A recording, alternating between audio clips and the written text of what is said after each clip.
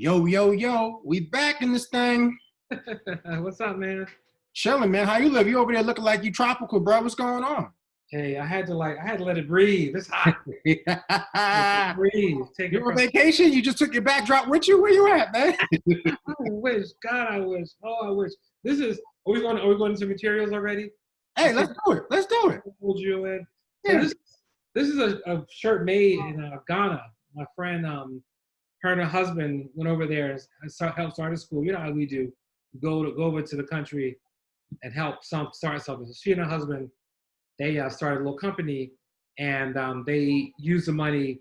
Women in the local village make the materials. They help them and bring income in. So they help sell the shirts, and I got 3 of them. I can't fit all 3 of them no more, but I can still fit 2 of them. You know that Rona is no joke. I hear that.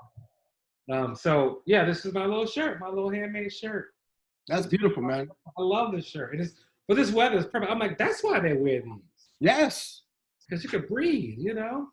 Yes. Yes, yes, yes. It makes me happy. So That's what's up. Well, it's a beautiful shirt. Beautiful shirt. Hey, I see you trying to stay sharp. What you got on? Listen, I don't think you know, brother. I don't think you know. But today we are making history. Oh. I'll tell you why. It's not a big deal, but it's a big deal. You know, we make it. So remember our pilot episode? Uh-huh. It's back. Hey, nice. Full circle. It's right on time. We need all of them. From the very first episode. It's back. We need all of them right now. It is back. It is back. And I think this is going to be part of the conversation in some spaces. Okay. But in order for us to get into that conversation and continue this historic moment, right? Tell me what you're sipping on today, good brother. You know, that's kind of funny you went back because I was feeling the need for my first. You know, I was looking closer to the bottle today. See that? It says privileged. So I have the Hennessy VSOP privileged cognac. Yes, sir. See, we on the same wavelength. We didn't even discuss this. See, you bringing back the first, I'm bringing back the first. Exactly. That's magic. That's magic. How, what you said? What you got? But here's the other part of this historic moment, right? Okay. This has now become, I think, maybe next to the bottle that you just showed in the other, your Dewar's 12 maybe, or maybe Hill Rock. But this might be one of the most tenured bottles, as you can see. What they do to your bottle, my dude? I think it evaporated. It evaporated. It had evaporated. So in terms of history, right, what's going to happen is this is going to be the first bottle that gets finished on this show. Maybe I could try. I don't think I could try, but I'll be on the floor. And then I want to say, you know, so I ain't gonna do that to you. I'm not gonna do that to you. I'm gonna sip responsibly. Yes. So I can contribute to the conversation. Yes, yes. So that's the historic moment we're in, man. We didn't even really know it, but it's history in the making. I love it. I love it. Love it. Love it. Love it. Love it. Let's get out. Let's pour it up to some history. I've been ready for this. You know, I look forward to this all day. Right? So you got to put it at a 90-degree angle real quick. Do it. Getting the remnants, you know what I mean? You got to get the last drop of 1884, you know? I love it. I need to get some of that stuff. Yes, sir. It was good for this weekend, you know? It was good for this past weekend. It was good. Hey, work it out. Yes, sir. Well, let's first of all cheers to that beautiful shirt you got going on, brother. Thank you. Because that's dope, handmade, everything, you know? Yeah. And to how far we've come together on this journey, so far, to where we're going. Beautiful. Where we come, where we're going, all of it is wonderful and fantastic. Yes, sir. And I celebrate you. Likewise. Cheers, brother. All right.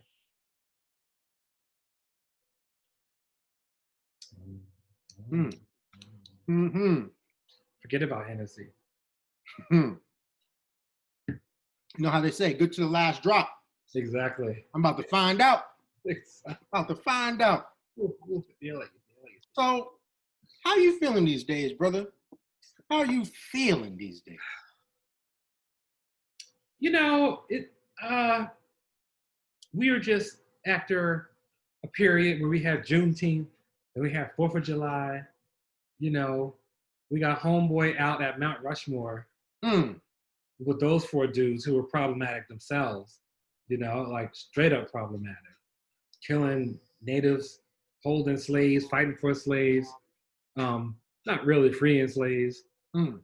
like, and yet they get a mountain, you know, and just think about the damage, the fireworks, the whole everything could give to potentially to the natives, people who live around there, their earth, their land, their water. That stuff starts to feel heavy. Looking around, it's just like it's a whole lot going on. That's one of the 1,000 things. So my heart gets heavy at times thinking about these times. I'm still hopeful. I still believe. I still think we can achieve and go far. But you know, it gets taxing. Mm. Like this is some serious stuff that we're dealing with Mm-hmm. facing in this world, and it's going to take some phenomenal change and growth for us to get past that. A friend of mine, this woman, Gloria Cotton is her name. Like right there, you know, Gloria Cotton. She's beautiful. She is like strong Black woman that, Mm-hmm.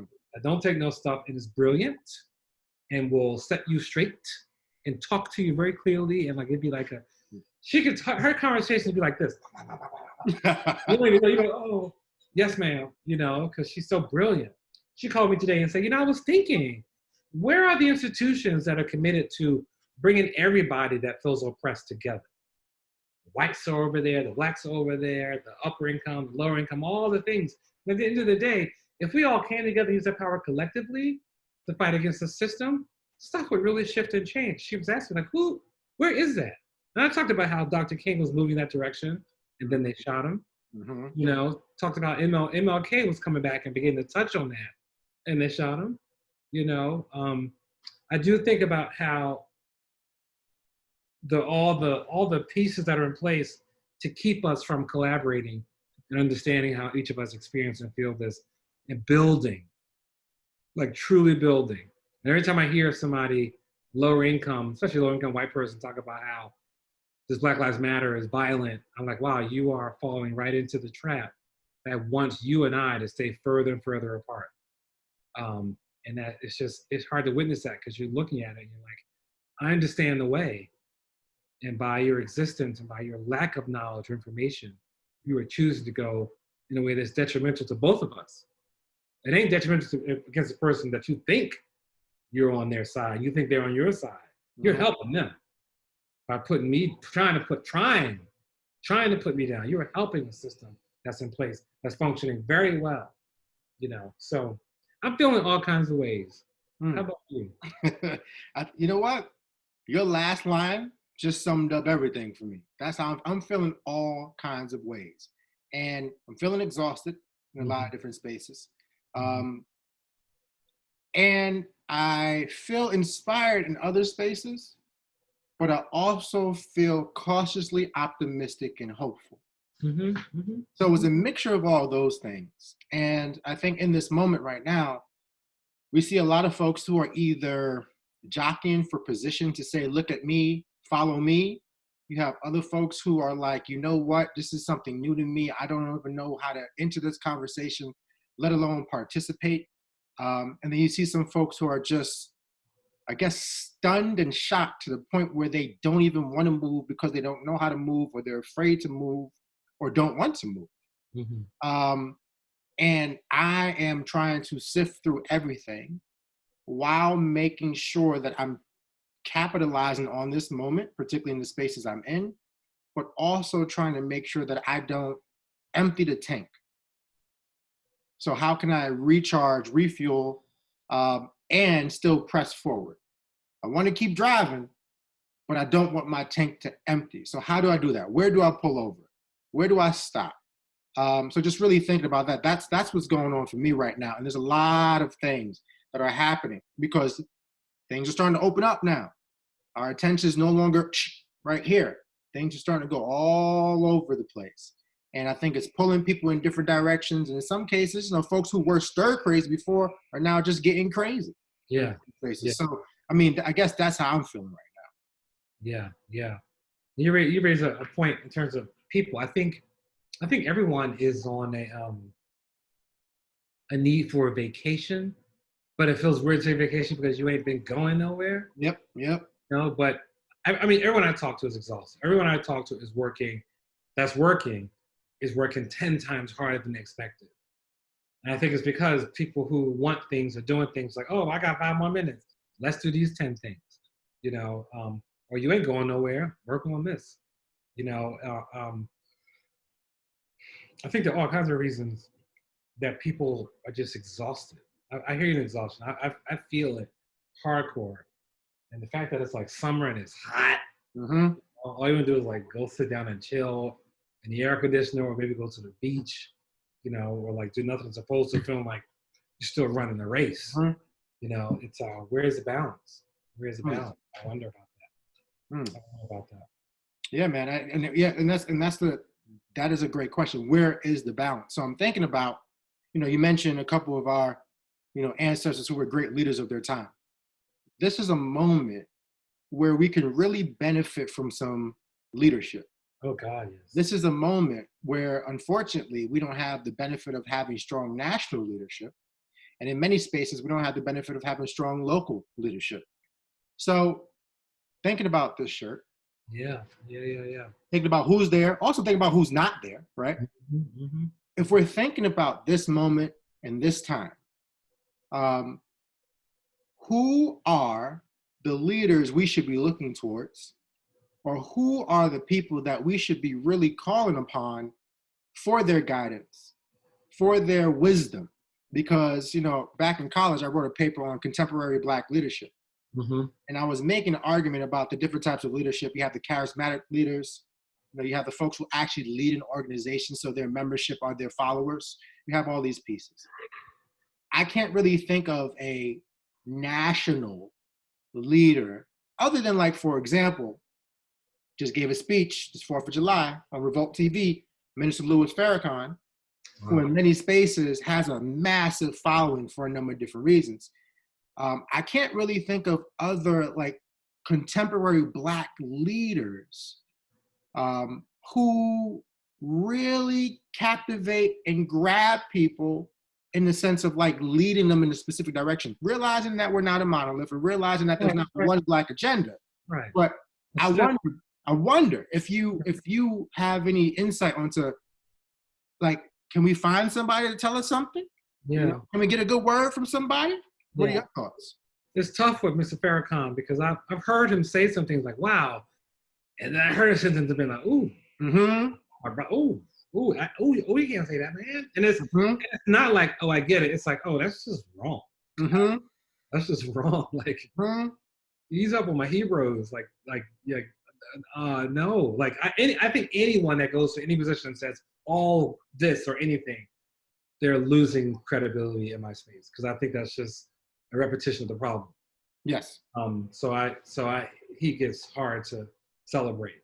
But I think Reverend Barber and the the Poor People's Campaign, which is a continuation of something Bayard Rustin and MLK were beginning to talk about out of growth of so much work and time. Like, that was there. And the creation of the beloved community and all the things that are happening. But Reverend Barber, for whatever reason, isn't coming forward as a national leader. It seems local. It's big, that apparently that town hall they had online had 1 million+ people, which is great. But yeah, there isn't. I think, what it is? I think so thinking about your shirt, everyone on that shirt at one point was aggressively tapped and pulled down by society. They all rose out of it and did their own thing, but there's a story or 10 about each of them. Dick Gregory probably had the least amount of attack because he didn't give whatever. But Fred Sanford had a hard time on his show with things he would do. He really wanted LaWanda LePage, and they fought him so hard, and they're like, no, we don't think she's a fit. He was like, if you don't take her, you don't get me. And that's why we have Aunt Esther. Like, that's what it takes to be like, you know what? We will all walk, and this will all shut down unless this comedian I said who was brilliant, who doesn't know her right now and celebrated her. That was some executives. I don't know, but I'm feel pretty confident guessing a bunch of white executives who couldn't understand and relate to that character, saying no to her. We know what happened to Malcolm X. We know what happened to King. Barack Obama. We have to really look at and think about the attempts at the destruction of this man, Mm-hmm. I mean, he wasn't perfect, but you couldn't pull out. Ain't no babies, mamas. Ain't no baby drama. You know, got a beautiful dark-skinned wife. Mm-hmm. Everything was fine. And they look for it. They start think about the birther movement. The certificate. For me, the moment when I was like, God damn, was when the Henry Louis Gates incident happened, where he got arrested by the police at his front door, the Harvard professor, and Barack Obama was like, yo, that cop was stupid. And he had to have a beer summit with that police officer on the front lawn of the White House. I was like, good for him for saying, you ain't killing him out on the front lawn. I respected that, honestly. But the fact that he had to do it with a national stage, for me, I was like, this is the world being like, don't get too uppity. Don't expect to have too much control or freedom. It was a total smackdown. And you saw him recede in his own way. And I thought his receding was strategic, but I feel like we were hurt by it. Because here was just like, excellent black male leader. And once again, not perfect, not perfect. It's politics. It's a government, so it's never going to be all for us. Because he's moving to a structure where he has to perpetuate and push forward. Not has to, but it's very hard not to push forward white supremacist agenda. It's very hard in that position to not do that. So, yeah, so I beyond Reverend Barber, and there are various little movements and pockets of people, but there isn't a national. I mean, is it Kevin Hart and his like shows? Is it Dave Chappelle and his comedy? Is there certain people we talked about we ain't got to mention that have like followings on the YouTube trying to get you uncomfortable? Man, listen. Yeah, so I'm torn with that. What do you think? Can you identify any? I mean, here's the thing. There's a few things. I mean, even in the church, as a Christian, even in the church, we don't. There's a few folks, There's some folks who might listen to T.D. Jakes. There's some folks who probably looking at Jonathan Gray, Stephen Furtick, Joel Osteen, whatever floats your boat. You have people who are doing these things, but is there like that voice of moral authority, that voice of integrity, that voice of wisdom, uncompromising and unapologetic, like truth-speaking person? Not nationally, really, because, and we've seen this with all leaders, everyone's always flawed in one way, shape, or form because they're human beings. Some folks have blind spots. Some folks have difference of opinions. Some folks have opinions that are problematic, yet at the same time, they have opinions that are really liberating. It's all difficult. For me, though, in my studies, and a little bit more about me for folks who might not know, right? I mean, I mentioned before, I grew up being raised by a single mother, and I was the youngest of four, the only boy, just two aunts, no uncles, no cousins, my grandmother, my grandfather, right? So I think for me, whenever I am seeking something, I usually seek things that I wasn't given or didn't receive. So much of my reading or much of my study and education was seeking out Black men so I can learn from them, because that wasn't something that I really had access to. In some spaces, yes, but I didn't really have access to that.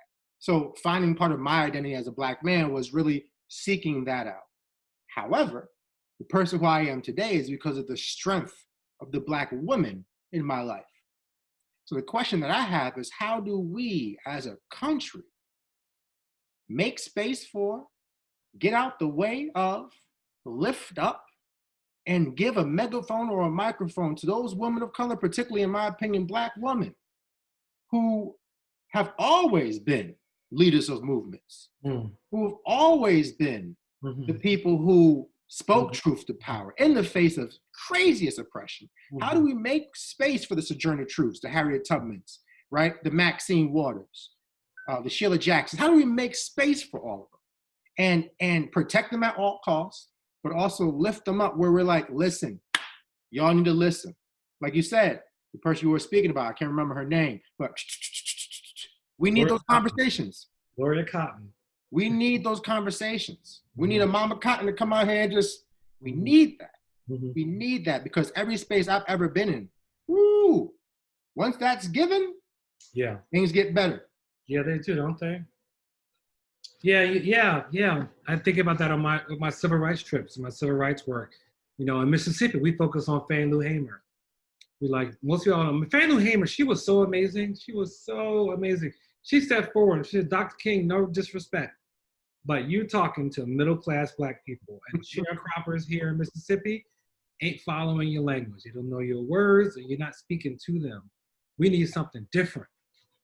And it was fantastic. And like her whole movement, the Southern Democratic Conference, come on, even though it didn't work because white folks shut it down, but it was a brilliant, brilliant idea of saying, basically, for the first time on a national stage, Black people said, this representation y'all have here, Republicans, Democrats does not represent us. We need something different. What y'all gonna do? Okay, you're not gonna do anything? We'll build it and make it work. And when I heard that, I was like, yes, that's fantastic. So in that space, and then Daisy Bates, you know, who was a big organizer with in the civil rights movement. And then there's a woman, Daisy Bates was, I think she was in Arkansas, and helped organize the Little Rock Nine. Like the Little Rock Nine, for that to happen, a whole lot had to happen. Because they started lists of like hundreds, and got it down to 200, and got it down to 9. And she was, you know how she was very like, okay, this is what y'all wear, this is how y'all look, I got everything worked out. You know, we get the photo of our friend who went at the wrong time because she didn't have a phone in her house and went at the wrong time. That's why. Oh my gosh, I'm gonna get her name in a second. She has her shades on, and I spend time with her on my trips. Will come back to me. But we all know that iconic photo of the woman walking, holding the book. You know, to this day, it's still, her name is Elizabeth Eckford. And on my trips, we sit with her and talk to her for an hour. She's 70-something. She's still scarred from that moment. This is a line she said that still saves me. She said, when I got on the bus, because she made it on the bus to go back home, and her clothes were soaking wet, like it had been raining really hard, and it was all spit. My God. All spit from those people. My God. You know? Yeah, like, come on. A 15-year-old girl shouldn't deserve that. Didn't deserve that at all. So, yes, I'm with you. And then, you know, when it came to the, and I don't have her name, and I did research and get that, because I wasn't prepared to talk about all this, and I don't remember everything. But I know who she is. And someone listening will know her name and be like, you know her name. But when the Montgomery bus boycott happened, they're like, it's going down tomorrow. She was like, word, got her students together and ran off 50,000 mimeograph copies. I'm making that sound because there wasn't no push button copy machine. It was returning all night. They printed out, cut them in half, and walked around and handed out. We boycott tomorrow, we boycott tomorrow, boycott tomorrow, boycott tomorrow. The beginning of a 381 day. They ain't had no Twitter, they ain't had no cell phone. And then also there's another woman who had what she called the Magic Kitchen, who fed everybody in Montgomery. Like there's a whole system. Ida B. Wells. She been talking about lynching for a minute. They burnt her store down and she said, what? And moved next door and kept it going. About that life. Yeah, exactly. So that's interesting. Your question, you know, I went right to Black men. You said leadership for this movement. And we got a ton of women that have been killing it, you know. I wonder who they are now. Yeah, and I mean, if America was a person, right? All we need is Big Mama. We slide on outside in the house shoes, house slippers, you know, maybe with the moo-moo or the house dress on. And just, you know, one slap. Right. One slap and a finger wag. Right. Boy, you better. Right. So I mean, if only it was that simple. If only it was that simple. Yeah. It'd be amazing if it was, wouldn't it?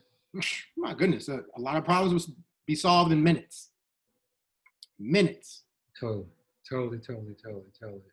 Yeah, I know the reason why I'm not in jail or never got arrested was the fear my grandmother and my mother put in my heart. Mm-hmm. You know, like there's stuff you wanted to do. It's gonna be fun, but you was like, Mm-hmm. you know, it ain't worth what's gonna happen at home. And beyond that, you also knew it wasn't right. You knew it wasn't right. You know, because you knew it was some lady. When you walk out, you had to answer to like multiple ladies. They weren't trying to hear it. Hear it, and really, you know, in their own ways, kept us alive. That's no small feat. You know, it's not to say that women who lost their children weren't trying to do the same thing, but from my personal experience, these women kept me alive and kept me in line. I stand here because of them. Absolutely. Still to this day, there's times I'm like, wait, hold up. Well, okay. Well, you know, and that's always been a litmus test. Always. Because even if you, for a moment, stepped outside of your right mind and thought what you was about to do was going to be a good idea, you never forget them folk. You never forget the faces. You never forget the voices. You never forget those looks. Yeah. And in my case, never forget that yardstick that somehow got, you know, just say snapped in half somehow. I don't know what happened. Yeah. Yeah, exactly. I remember the first time I was down south and I had an auntie tell me, go get a switch. I was like, huh? What you want me to do? You know what I said, go get a switch. Huh? You know, like trying to play it off. Oh, goodness. Give me a hand. Right, exactly. Hold still. I didn't do it. I can do it again. All of it. I know, right? Should I bring something to cry about? Right? My goodness. I think, you know, forget putting America on a timeout. We can't do that. We passed that. We need a little, you know. Somebody need to get a switch on America. America, go get the switch. Go get the switch. What? I think we just got a title. I think so too.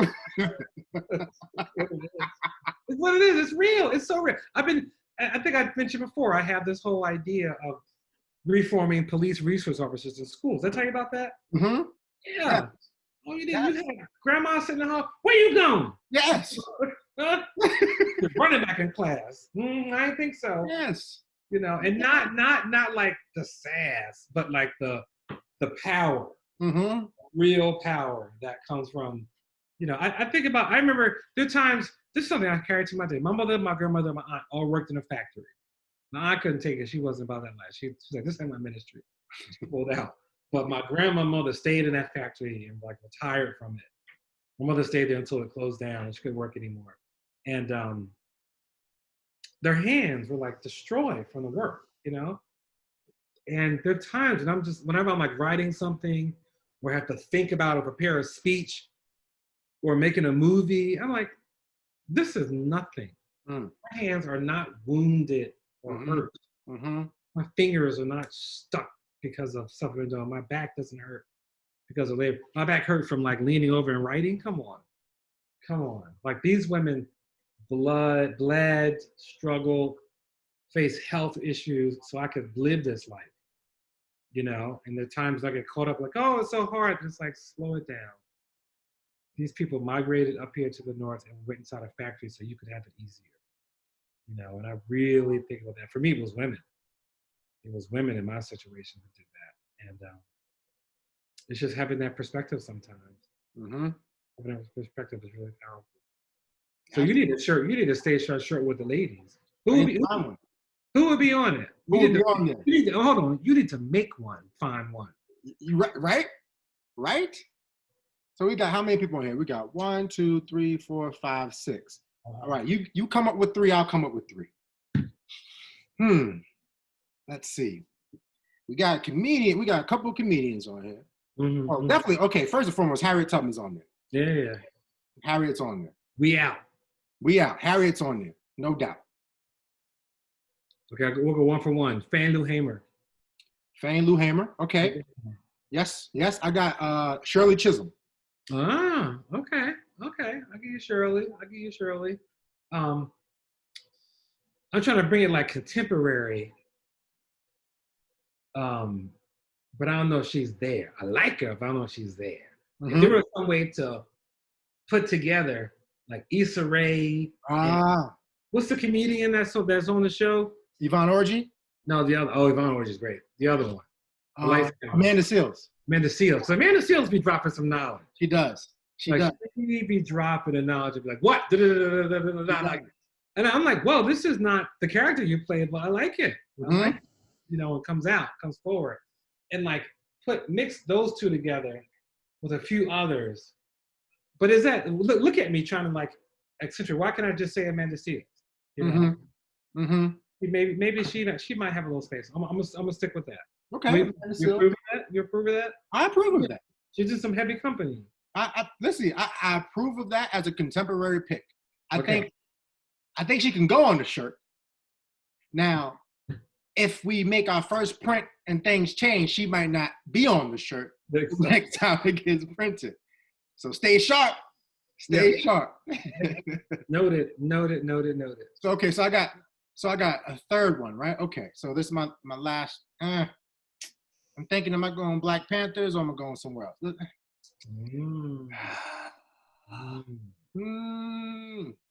For political reasons and whatnot, just to be a little bit dicey. Do I want to go comedian? I don't know. Do I want to see? It's between like, do I want to go Asada Shakur? Do I want to do Angela Davis? Do I want to do contemporary? Think of contemporary. It's room for both of them, though. Come on. It is room for both. There's room. Listen, we need to just have it on the front and back. Yeah, exactly. There's room for both of them. Is there someone right now that I'm trying to think of? I mean, Maxine Waters, I think we need a space for Auntie, just because, contemporary pick in a lot of spaces. Yeah, this is tough. I'm with that. You with that? All right. Maxine Waters, that you? Yeah. Okay. I'm gonna go with Claudette Colvin. Hey. Right. If anyone doesn't know who that is, she was the original I'm Not Getting Out of My Seat. She's 15 years old. She was a dark-skinned young sister, which is part of the story. During the court case, or during the trial, which she won, it was she became pregnant as a 15-year-old, 16-year-old, and she was not the right face of the civil rights movement and was pushed out. My understanding is she's someone that's not very happy with the movement because, could you understand? Because she was the first one. She got dragged off the bus and beat outside the bus as a teenage girl. Dragged off violently. And many people don't know her name. She lives in the Bronx too. She lives in a boogie down right now and has a son in Richmond apparently. And people say her name once in a while and the picture pops up, but she needs major like if you put her in, she's up in the top corner. I hear that. Major recognition. She's in that Dick Gregory spot. Yep. I feel that. We need to bring Claudette Colvin forward. Can I do a bonus pick? Please. If we think of Pan-African or we think about the globe diaspora, Mama Winnie Mandela. Oh yeah. Winnie wilded out. Winnie came out with that afro. She's like, Nelson, welcome. So, welcome back, my dude. So what we're doing now, I was like, oh. Yeah, Winnie. I get Winnie. Winnie was serious. Okay, that's a hot shirt. That's dope. We gotta make it. Come on, Gov Cheese, come through. I know that's a Gov Cheese shirt, isn't it? That's a real Gov Cheese shirt. Let's review. Who do we have again? We got Harriet Tubman.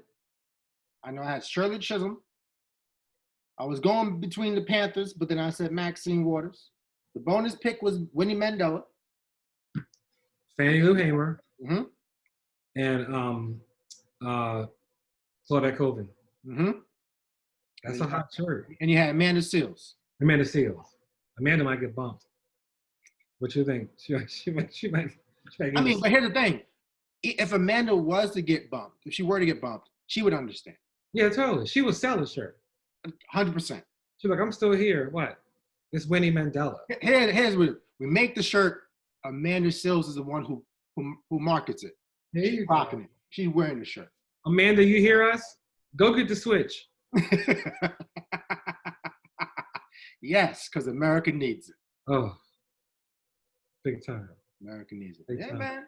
Yeah, man. That's Good. a dope shirt. Yeah, that's a great shirt. I want one. We gotta make it happen. Yeah, I think important. And even though it's funny, we started out talking about selling shirts as a protest. This isn't that. This is, get yourself to the protest shirt.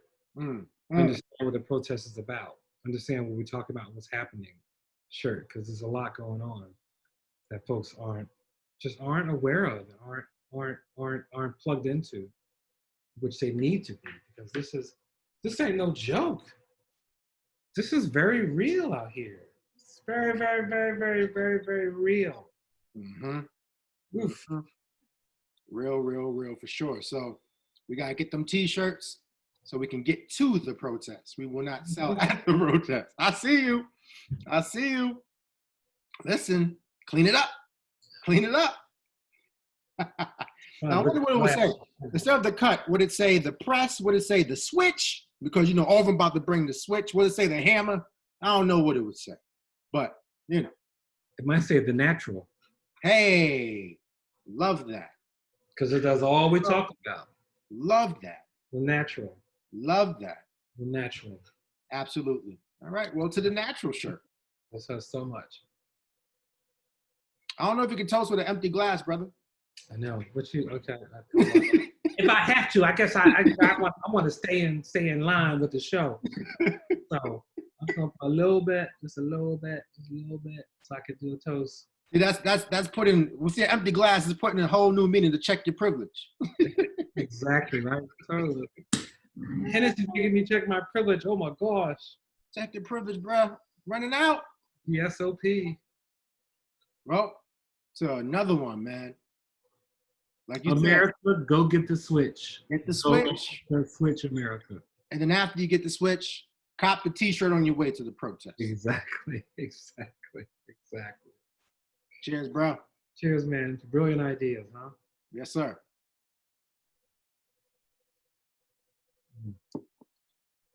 How come I finished my glass twice? It's been that kind of week. Yeah, I hear that. Plus, you feeling real free over there. I see you, brother. I feel you. I ain't mad at you. Trying to make changes, man. Yes, sir. Well, till next time. Yes, for sure. This is great. As usual, it's always great. It's the Brown Juice Barbershop. Hey, I love it. What else would it be? Love being here. Likewise. So until next time, good brother. Take it easy.